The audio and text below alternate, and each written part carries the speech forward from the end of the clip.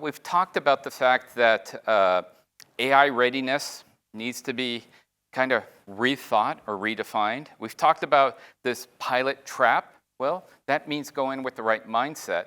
So what about the agentic AI architecture itself? I was like, gosh, I'm talking about all this foundational program. I'm a techie, so why aren't we talking about the cool stuff?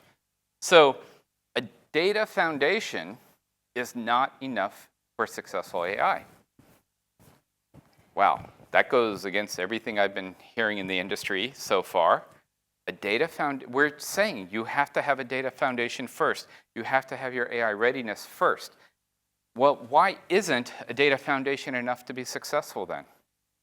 So lots of data here, but what I did is I took that list, and these points are the spreads between successful AI implementations and partially less than 50%.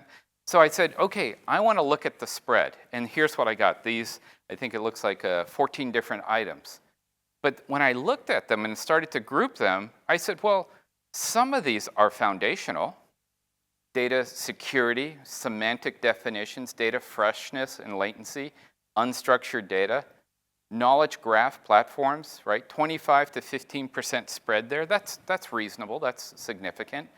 Those are related to the foundation. But when I looked at the other ones that were kind of differentiators between the more successful and less successful, full model traceability, that's at 26%, but that's not a data foundation thing really, right? Automate your data trust score.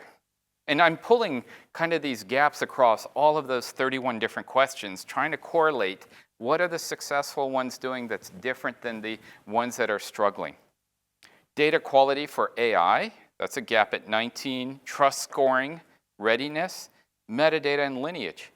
And so what I did is I pulled those out and said they're not really data foundation the way we think about data and analytics and what are kind of, like we said, we've been doing for decades. That's not new.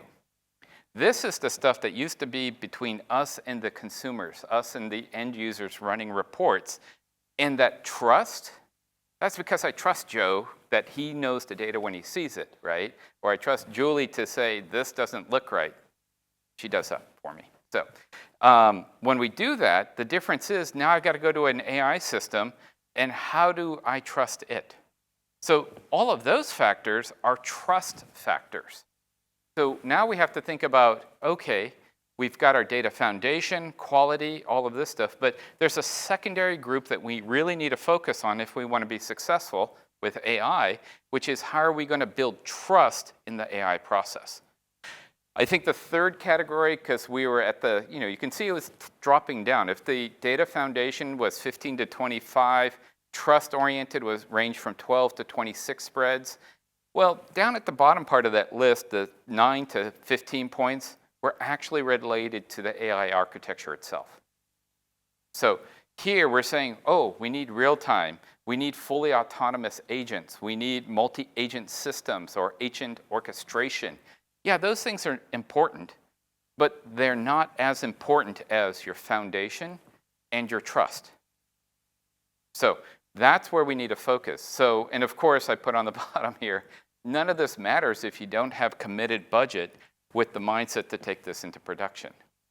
So a lot of that is hey, there are some other table stakes which are, we're serious about this. We're moving past, I think I heard somebody talking about the different generations of, 22, 23, right? We had, the agent was, I think, 24. This year is all about agentic architectures. And I'm always like, well, that's the leading edge, and we're always about one step behind it. So agentic architectures are great. That's where we want to go to, right? That's kind of skating to the puck thing. But we've got to shore up what we already have.